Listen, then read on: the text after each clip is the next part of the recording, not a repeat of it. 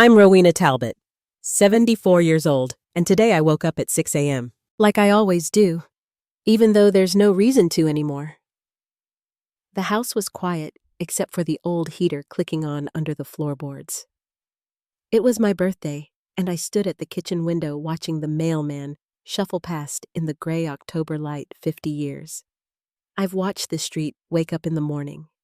Different faces, same routine. My children used to live here too. Once now, it's just me and a photograph of the last time we were all smiling at the same table. Before I go any further, let me know where you're listening from in the comments, and hit that like and subscribe button if you've ever given your whole heart to someone who forgot to say thank you. My name's Rowena, and I've lived in this same house in Franklin, Ohio for nearly 5 decades. I married young to Clive Talbot, who inherited his father's hardware store, and together we raised 3 children, Marilyn, Patrick, and Edwin. When Clive was sober, he could be kind, even funny. He had a smile that could make you forget the bills for a minute, but by the time Edwin was born, he was already disappearing more often into the bar than into our home. I worked in that store until my joints began to stiffen and my fingers curled. I can still feel the cold metal of paint cans and the grit of boxes dragged across cement floors. I wasn't the kind of woman who complained. I cooked, cleaned, balanced the books, and kept my children fed and dressed. Marilyn was the first to fly. She always had fire in her belly. She got a scholarship to law school in Chicago and didn't look back. Patrick stayed closer, settled with a nice girl, had 3 children of his own. A quiet life. And then there was Edwin, my baby, with dimples and charm, who never quite figured out what he wanted from life, except that he always wanted more and more often from me. Over the years, Edwin came and went, drifted between schools and jobs, always with a new plan, a new reason why this time it would be different, and I always believed him because that's what mothers do last year. Marilyn sent a birthday card 3 days late. Patrick sent a text, and Edwin called only to ask if I could help cover the deposit on a new apartment today. The phone was quiet again, so I made myself a birthday breakfast, just an egg, some cheese, and the last tomato in the fridge. It burned a little while. I stared too long at the photograph on the dresser from a picnic. When the kids were small, Clive wasn't drinking that day. He made us laugh so hard, I had to wipe my eyes with the corner of the blanket. Around 2 o'clock, the phone finally rang. My heart jumped before I even looked at the caller ID. It was Edwin, cheerful as ever, with some news. He'd be coming by this weekend, and he wasn't coming alone. He wanted me to meet someone. The love of my life, he said. I smiled into the phone like I always did, told him I'd be happy to see him. But once we hung up, I sat down on the bed and stared at the floor for a long time. The last time, Edwin introduced me to the love of his life. It ended with me driving him home from the train station after she'd left with his credit card and his dignity. I looked around the room thinking, maybe this time would be different. Maybe she'd be kind. Maybe she'd love him. Maybe she wouldn't expect anything from me. But I'd learn soon enough. She did. By Saturday morning, the sky was unusually clear for October. I'd been up since before dawn, not because I had to be, just out of habit. My hands moved on autopilot through the kitchen, wiping down countertops I'd already cleaned the night before, checking the roast chicken for the 3rd time, smoothing the tablecloth. I'd ironed it that morning, the good one, the one we used on holidays back when Clive was still alive. There were fresh flowers on the table. The house smelled like cinnamon and thyme, and the apple pie was cooling on the windowsill, the way Edwin always liked it. I changed dresses twice before settling on navy with the pearl pin Clive gave me for our 20th. I touched up my hair, dabbed on a bit of lipstick, and waited by the front window. At exactly 2 o'clock, a black sedan pulled up and parked too neatly at the curb. Edwin got out first, straightening the collar of a suit that didn't fit like anything I remembered him owning. A woman stepped out from the other side, tall, with long blonde hair, swept into a knot, and heels too high for our cracked front walk. Around her neck sparkled a necklace that looked like it cost more than my entire dining set. Mom, Edwin called out as he reached the steps, arms open wide. You look amazing. He leaned in to hug me before turning one arm still around my shoulder. This is Priscilla, the love of my life. She extended a hand, her nails pale and perfect. Mrs. Talbot, she said with a rehearsed smile. It's such a pleasure to meet you. Edwin's told me so much about you. I nodded and stepped aside. Come in, lunch is almost ready. I led them through the living room. She glanced around with a kind of polite curiosity, taking in the furniture I'd kept in good shape over the years, worn, yes, but clean. Her eyes landed briefly on the photos above the fireplace. A flicker of something passed across her face before she said, What a cozy space. Clive and I bought it back in '78, I replied. It's seen a lot. Clive, she said, tilting her head. That's Edwin's father. Yes, he passed about 10 years ago. Heart attack. At the store. Oh, I'm sorry. Long time ago, Edwin added quickly. Mom, why don't I show Priscilla around upstairs while you finish up? Go on then, I said, walking back toward the kitchen. I could hear their footsteps creak across the hall and onto the stairs. Their voices were low, muffled, like they didn't want me to hear. 15 minutes later, I called them down, and we sat together at the table. Edwin grinned as he piled his plate. Priscilla took a small helping of salad. Everything looks delicious, she said, her voice bright. Mom's the best cook in the world, Edwin added. Wait till you taste the pie. I'm gluten-free, she said, not unkindly, but it smells lovely. Edwin's face fell for a moment before he recovered. So I asked, how did you two meet? Edwin leaned forward, clearly eager to tell it. It was like a movie, Mom. I'd just started working at the agency. He dropped a stack of folders Priscilla cut in, smiling faintly. I helped him pick them up. Our hands touched. The rest is history. We found out we had so much in common, Edwin said. Italian food, old movies? Travel, she added. I nodded, folding my hands in my lap. And what do you do, Edwin? He straightened a little. Assistant Client Services Manager. He's very promising, Priscilla added. Reliable, a real asset to the team. And you're the creative director, is that right? Yes, I handle campaigns for luxury brands, fashion jewelry, high-end properties. I studied marketing at Princeton, then design at Parsons. That's impressive. I try, she said, smiling, just enough to be polite. I took a sip of water. You two seem very close. We are, Edwin said. Actually, Mom. He reached for Priscilla's hand. We wanted to share some news. She lifted her hand to show a ring. The diamond caught the light like a spark. We're engaged, she said. I looked at Edwin. You've only been together 3 months. When it's right, he said. We're getting married in April. In just a few months, everything's nearly planned, Priscilla said. Oh, I asked, setting my fork down. At the Golden Oaks Country Club, she replied. It's stunning. The lake, the garden's absolutely perfect for a spring wedding. I'd heard of the place, private, expensive, the sort of venue where people like me didn't get invited, let alone host events. Sounds like a big affair, I said. 300 guests, Edwin said, grinning. Live band, fireworks, a 5-tier cake. It's going to be unforgettable. Sounds expensive. It's worth it, Priscilla said smoothly. It's about image, building connections. This will open doors for us. I folded my napkin slowly. And who's paying for all this? They exchanged a look. Edwin cleared his throat. Well, actually, Mom, we were hoping you could help. I blinked. Me?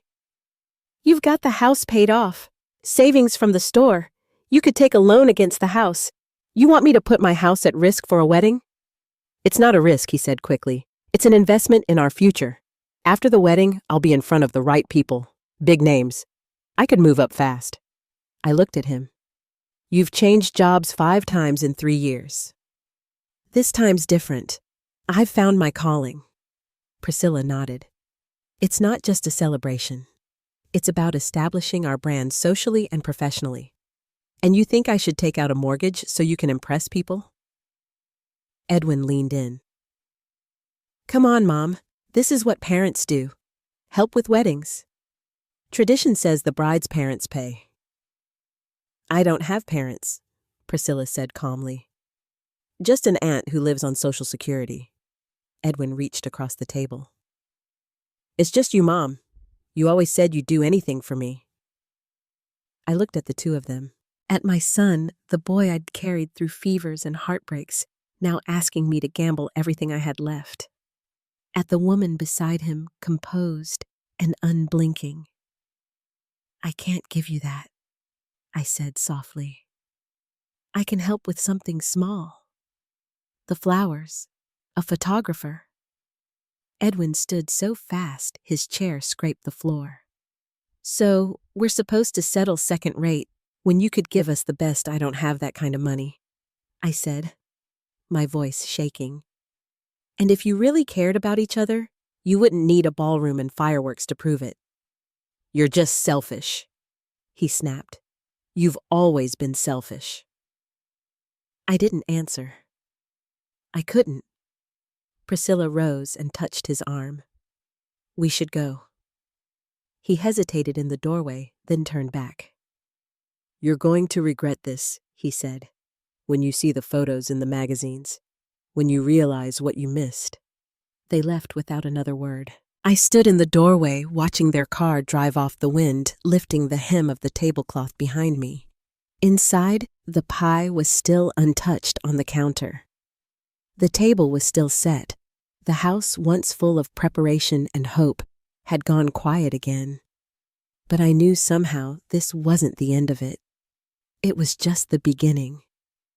The 3 days after Edwin and Priscilla left passed in a haze. I went through the motions boiling water for tea I didn't drink, folding laundry that hadn't needed folding, dusting the same corner of the bookshelf over and over. I kept the apple pie wrapped in foil in the fridge untouched, though I don't know why. Maybe I was waiting to feel something besides that hollow, restless ache that crept behind my ribs and settled there like an old tenant. I didn't tell anyone what had happened. Not Marilyn, not Patrick. I barely picked up the phone, and when it did ring once from the pharmacy to confirm a refill, I jumped like the walls had cracked open. On the 4th day, a little before noon, the phone rang again. I stood at the sink with my hands in warm, soapy water, rinsing a plate I'd already washed twice. I dried them slowly on a towel before I answered. Mom, it's me. I closed my eyes. Edwin. I'm not calling for small talk, he said. I've talked it over with Priscilla. We've decided to give you one more chance. My grip on the phone tightened. Edwin, I've already... Just listen, he said. His voice had that flat, clipped tone I'd only heard a few times before. You have the money. You have the house. You just don't want to help. And if you don't change your mind, we're going to sue. It took a moment before I understood what he'd said. Sue, I repeated. You promised, he said. Back when I was a teenager, you said you'd pay for my wedding? That's enforceable, Mom. We have people who'll say they heard you. I stood there, one hand gripping the countertop, the other holding the phone, but everything around me went still. That's not true, I said. Word against word, he replied. And the court's more likely to believe a young couple trying to start a life than an elderly woman who might have forgotten what she said. Edwin? I'm willing to do whatever it takes, he said. You have a week to think it over. The line went dead. I stayed in the kitchen for a long time after that, still holding the phone. At some point, I sank into the kitchen chair and stared out the window at the backyard. The trees had already dropped most of their leaves. I watched the wind push them across the grass, slow and scattered. A week later, I was folding a fresh towel in the hallway when the doorbell rang. A young man in a charcoal gray suit stood outside holding a folder. "Mrs. Rowena Talbot?" he asked. "Yes," I said. "You've been served." He handed me the envelope, nodded once, and walked away. Inside the envelope was a summons. Edwin and Priscilla had officially filed a lawsuit. Breach of oral contract. Emotional distress. Hearing set for 3 weeks from that day. I sat down on the couch and read the letter twice. My hands wouldn't stop trembling. Then I folded the papers neatly and placed them on the coffee table. For the rest of the afternoon, I didn't move from that spot. That night, after 2 cups of tea that went cold before I drank them, I picked up the phone and called Marilyn. She answered on the 5th ring. "Marilyn Talbot, it's Mom." There was a pause. "Mom, are you okay?" "I need your help," I said. "Edwin's suing me." What she said sharply. "Suing you for what I told her everything." I started with the visit, how he brought Priscilla, how they announced the engagement, how they asked for the money. I told her about the argument, the threat, the phone call. I told her about the envelope. She listened without interrupting, except to ask a few short questions. When I finished, there was silence on the line. "Bastard," she said finally. "Marilyn, don't say no." "No, Mom. I'm flying out tomorrow. You don't have to." "I'll be there," she said. "James can handle the kids. This is important. We are not letting him get away with this." I sat back in my chair and looked around the room. The lamp hummed softly beside me. "Thank you, sweetheart." "Don't thank me yet," she said. "Let's win the case first." She landed the next evening. I waited at the airport gate in a long cardigan and sensible shoes, twisting a tissue in one hand. When I saw her walking down the terminal, I barely recognized her at first. She looked older, more composed. Her dark coat swung at her knees and her hair was cut short in a style that showed off her cheekbones. "Mom," she said, hugging me. "You look tired." "It's been a rough few days," I admitted. On the ride home, she asked questions. Clear, specific ones. She took notes in a small book she kept in her purse. By the time we pulled into the driveway, she already had a strategy forming. At the kitchen table, she read through the summons, flipping pages, quickly making notes in the margins. "They're demanding 300,000 in damages and court costs," she said, "claiming you made a verbal promise to pay for his wedding and that they relied on that promise." I never said that I told her. "Not like that." "I believe you," she said, "and the court will too, but we'll need more." We talked for hours that night. She asked about Edwin's history, how often he'd asked for money, how much I'd given, whether there were records. I stood and walked over to the secretary in the corner of the living room. I opened the top drawer and pulled out a worn leather notebook. I started keeping this after Clive died, when Edwin kept asking. She opened it and read slowly, page by page. Her brow furrowed deeper with each entry. "There's more than $100,000 here," she said. "Rent, tuition, repairs, credit card bills." "I just wanted to help him." "I know," she said quietly. "But now it's going to help you." She closed the notebook and tapped it once with her finger. "We're filing a countersuit," she said, "for every cent he owes you, with interest." I looked down at the pages in her hand, at my careful handwriting stretched across years. "He'll never pay it," I said. "Doesn't matter," she said. "The court will see what kind of person he really is." She leaned back in her chair and looked at me. "Do you have Patrick's number?" "Of course." "Good. I'm going to need a witness. Someone who's seen how this has gone on for years." And Mom, yes, we're going to fight this, and we're going to win. I nodded, but didn't speak.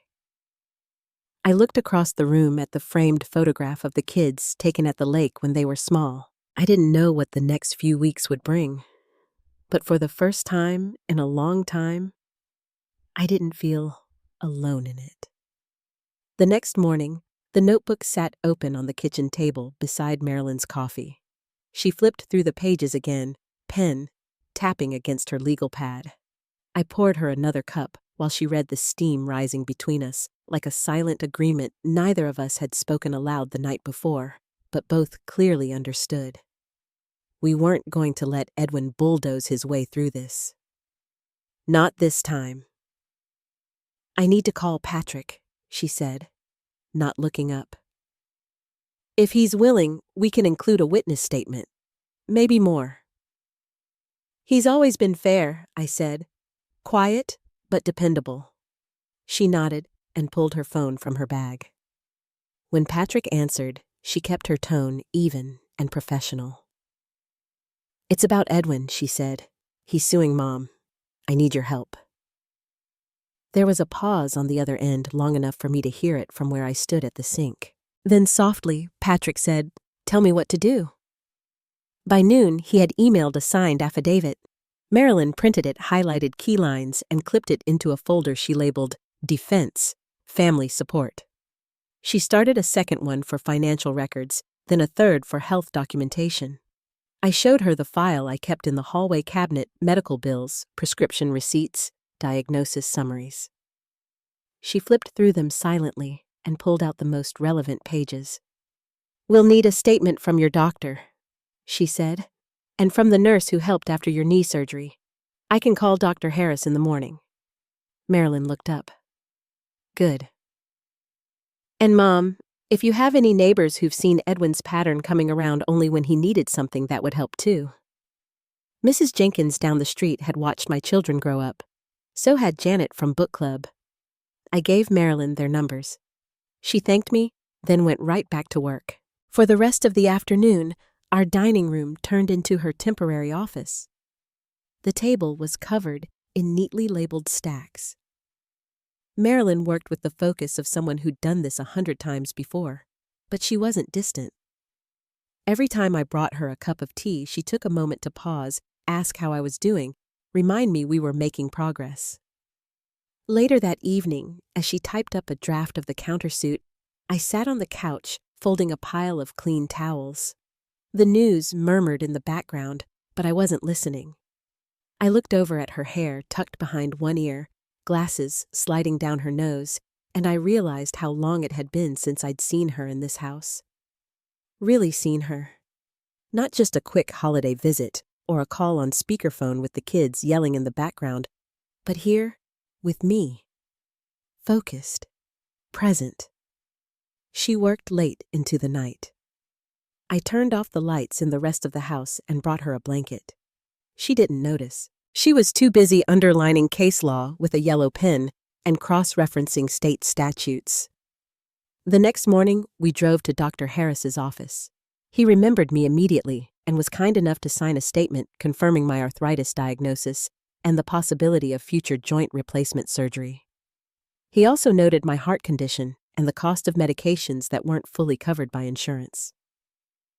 Marilyn thanked him, tucked the papers into her briefcase, and we left. That afternoon, we met with the nurse who had helped me during recovery the year before. Her name was Carolyn, and she didn't hesitate when Marilyn asked for a statement. Edwin never visited, she said plainly. But your other son, Patrick, he was here nearly every day. We drove back home in silence. The sun was low in the sky, casting long shadows across the yard. When we pulled into the driveway, Marilyn didn't get out right away. I'm going to file the countersuit tomorrow, she said. We'll serve Edwin the same way he served you. I nodded and reached for the door handle. She didn't move. Are you ready for that? I think so, I said. It's not the kind of thing you ever want to do, but sometimes wanting and needing don't line up. She gave a quiet smile, then followed me inside. The next 3 weeks passed in a blur of paperwork and preparation. Marilyn worked with a quiet determination, sorting through decades of bank statements and handwritten notes. Every morning, she made a to-do list. Every evening, she crossed off each task. She spoke with a few of Edwin's former landlords, who confirmed he'd fallen behind on rent more than once. She tracked down an old manager at one of his previous jobs. By the time the hearing date approached, she had built a wall of documentation that stood as tall as any courtroom defense could. Patrick came into town 2 days before the hearing. Deary stayed home with the kids, but he brought with him an air of steady support. He spent the first afternoon helping Marilyn organize exhibits and mark key pages. That evening, we sat around the living room, just the three of us, and for the first time in years, we talked like a family. Not about what went wrong, but about what we still had. The night before the trial, I couldn't sleep. I got up around 2 a.m. and made a cup of tea. Marilyn heard the kettle and joined me in the kitchen. We sat at the table, no lights but the dim one over the stove. "You don't have to speak unless you want to," she said. "But I think your words will matter." "I'll do it," I said. "He needs to hear it from me." She reached across the table and placed her hand over mine. "I'm proud of you." The courthouse was larger than I remembered, with tall white columns and stone steps that felt steeper than they had any right to be. Patrick offered me his arm, and I took it. Inside, the floors were polished and the ceilings high enough to echo footsteps. We waited outside the courtroom while Marilyn spoke with the clerk. Edwin and Priscilla hadn't arrived yet. I adjusted the collar of my coat and stared down at my shoes. Polished black flats, just comfortable enough to last through a morning of waiting. When they walked in, I saw them before they saw me. Edwin looked tired. Priscilla walked a step ahead of him in a cream-colored blazer and heels that clicked sharply on the tile. Neither of them said anything as they passed. The courtroom filled slowly. A few reporters, some curious locals, a woman from book club sitting quietly in the back row. When the judge entered, everyone stood. "Be seated," he said. "We are here to hear a claim and a counterclaim involving Mr. Edwin Talbot and Mrs. Rowena Talbot." I looked across the room at my son. He didn't meet my eyes. The trial had begun. The courtroom felt colder than it had that morning. Maybe it was the air conditioning, or maybe it was the silence that settled over everything after the judge's gavel came down. Marilyn stood tall at our table, shoulders squared, a yellow notepad in front of her, with a list of questions she'd reviewed a dozen times already. Patrick sat beside me, calm but alert, hands folded in his lap. Across the aisle, Edwin leaned toward his attorney, whispering something. Priscilla sat with her arms crossed, her expression unreadable. I looked down at my hands resting on the polished oak table. My wedding ring felt heavier than usual. The judge looked up from his folder. "We'll begin with the plaintiff's statement." Edwin's lawyer stood and adjusted his tie. His voice was smooth, practiced. He walked the court through Edwin's version of events, a devoted son led to believe his aging mother had promised to pay for his wedding, only to have that promise withdrawn without warning. He used words like expectation betrayal and financial damage. When he finished, he nodded to Edwin, who rose slowly and took the stand. I hadn't seen my son look that polished in years. His hair was combed neatly, his suit tailored. But I saw the tension in his jaw as he raised his right hand and swore to tell the truth. "I was raised by a loving, generous mother," Edwin began. "She always said she wanted my wedding to be something special. She promised more than once that she'd pay for it. We never agreed on a specific number, but I always understood it would be taken care of." The lawyer asked him to elaborate. "She said she'd help, said she wanted me to have the kind of wedding she never had. So when I proposed to Priscilla, I thought, finally, she'd be part of it." He looked over at me once, then quickly away. "But when we visited her house to share the news, she refused. Said she wasn't going to give us anything. Said we were entitled. I was shocked. The attorney asked if Edwin had ever received financial support from me before. Some help, sure, Edwin said, here and there, but nothing formal, nothing close to what she gave my sister or brother. I heard Marilyn's pen scratch across the page beside me. When he stepped down, the judge called a short recess. We stepped into the hallway. I sat on a bench near the wall, hands resting in my lap. Marilyn stood in front of me, flipping through her notes. He's trying to paint a picture, she said, but we have the canvas. When the judge called us back in, it was our turn. Marilyn stood. Your Honor, I'd like to call Mrs. Rowena Talbot to the stand. Patrick reached out and gave my hand a gentle squeeze. I rose slowly and walked toward the witness chair. The room looked different from there, smaller but heavier. I raised my right hand and repeated the oath. Marilyn began gently. Mrs. Talbot, how many children do you have? 3, I said. Marilyn, Patrick, and Edwin. Did you ever promise Edwin that you would pay for his wedding? I took a breath. No. I told him years ago that if I could help when the time came, I would try. But I never promised a specific amount. Never anything close to the number he's asking for. Marilyn nodded. And in the last 15 years, have you given Edwin financial support? Yes, I said. Many times. She handed me the notebook. Can you identify this item? That's my ledger, I said. I started keeping it after my husband passed. Can you read aloud the first entry? I turned the page. April 2009.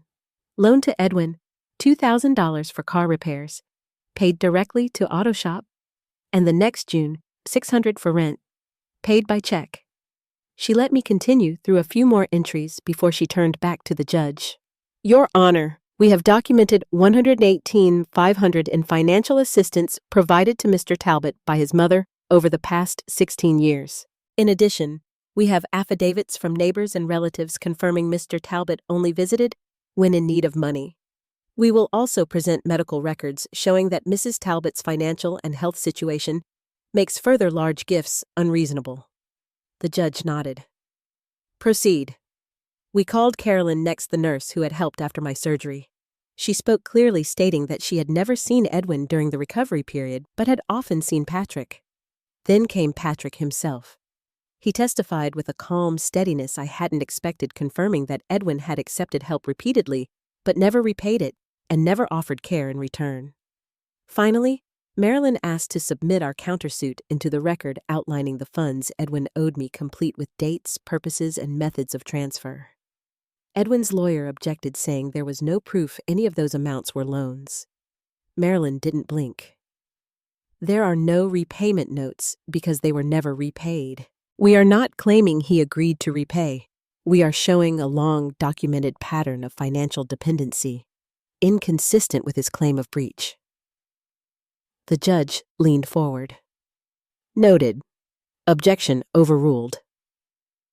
Marilyn looked at me. One more question, Mom. Why did you say no to Edwin when he asked for the money? I looked over at my son, who was staring down at the table. I said no, because I finally had to, I said. Because after years of helping him get on his feet, he wanted me to kneel. There was a hush in the room after that. No one moved. Even the sound of the clock ticking seemed louder. When the judge dismissed me, I stepped down slowly and returned to my seat. Marilyn gathered her notes. Patrick gave me a nod. Edwin didn't speak again. Neither did Priscilla. Their lawyer made a brief closing statement, soft, careful, trying to salvage something. Then the judge looked out over the room. I will review both claims and deliver a decision tomorrow morning. The gavel came down. Everyone stood. As we filed out of the room, I glanced once more at Edwin. He never looked back. We arrived at the courthouse early the next morning. The air was still cool, the streets quiet, except for the steady tap of my cane on the concrete as Patrick walked beside me. Marilyn carried her briefcase in one hand and her coat folded neatly over the other arm. None of us spoke much on the way in. The tension wasn't sharp, just settled like dust after a long storm. Inside, the same people were already seated. A few reporters. The same woman from book club in the back. Edwin sat at the plaintiff's table with Priscilla, his arms crossed, tight lips pressed into a flat line. He didn't glance our way. The judge entered, and we stood. He motioned for everyone to sit, then adjusted his glasses and opened a manila folder in front of him. "I have reviewed both the plaintiff's complaint and the defendant's counterclaim," he said, "and I have reached a decision." Every chair seemed to creak at once as people leaned forward slightly. "Mr. Talbot," the judge said, "you allege that your mother made a verbal promise to fund your wedding, and that this promise, though not documented, constitutes a binding commitment. Your claim relies on assumed obligation rather than written or contractual agreement." Edwin sat still, but I saw his jaw clench. However, based on testimony, written records, and supporting documents, the judge continued, "It is clear that your mother has provided you with substantial financial assistance over the years, amounts far exceeding any reasonable wedding contribution." Marilyn didn't move, but her pen rested quietly in her hand now. "It is my conclusion," the judge said, "that no such promise was legally enforceable. Therefore, your complaint is dismissed in its entirety." There was a hush. I exhaled slowly. "Furthermore," he said, turning to Marilyn's file regarding the counterclaim filed by Mrs. Talbot, "the financial records presented, though not indicating formal loans, do establish a significant pattern of financial dependency by Mr. Talbot." He turned a page and read a few numbers aloud, dates, amounts, check copies. While familial support is often informal, the scale and duration of these transfers alongside testimony that no repayments were made or attempted support the court's decision to grant partial reimbursement. "I am ordering restitution in the amount of $48,000 to be paid by Mr. Talbot over the course of 6 years, with monthly installments of $667. Priscilla leaned toward Edwin, whispering something too quiet to hear. He didn't respond. "I am also recommending that both parties refrain from further direct legal disputes and instead seek family mediation should future issues arise." The gavel came down. "This court is adjourned." Everyone stood. Some murmured. I stayed in place for a moment, my hand resting on the edge of the table. Marilyn turned to me and nodded once. Patrick helped me gather my coat. We stepped out into the hallway, where the air felt warmer, the light softer somehow. Outside, we stood beneath the courthouse awning, while Patrick went to get the car. Marilyn turned to me. "He might not pay at all, Mom," she said, "but it's on record now. He can't pretend anymore." "That's enough," I said. As we waited, Edwin and Priscilla walked past us. She kept her head down, but he stopped. Just for a second. He didn't say a word, just looked at me like he didn't recognize what had just happened. Then he walked away. We drove home in quiet relief. The radio played softly in the background, a voice reading weather updates over light piano music. Patrick dropped us off and returned to his hotel for the night, promising to stop by the next morning before heading to the airport. Marilyn stayed behind. She made us grilled cheese sandwiches and heated up tomato soup. We ate at the kitchen table, just the two of us, the same way we had when she was a teenager, staying up late to study. Afterward, she cleaned the dishes, while I sat on the couch with my legs up a throw blanket across my lap. She brought over her laptop and opened a fresh document. "Let's do this while it's still fresh," she said. "I'll type out a plain English version of everything the judge said. That way, if Edwin tries anything later, you'll have your own copy." She worked quietly for a while. I watched her fingers move across the keyboard, steady and sure. Eventually, she looked up. "There's something else I want to do." I waited. "I want to help you revise your will," she said.